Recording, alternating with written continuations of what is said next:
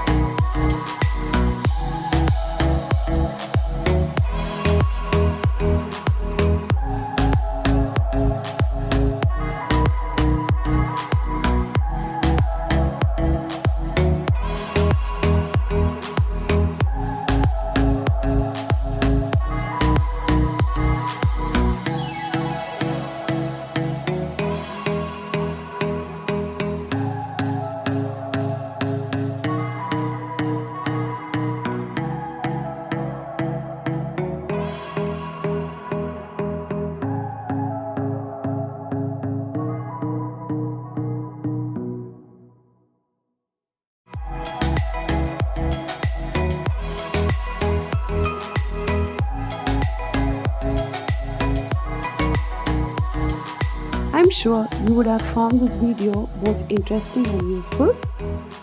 If you want to know how to make these tatted flowers, do click on the link I have mentioned in the description box.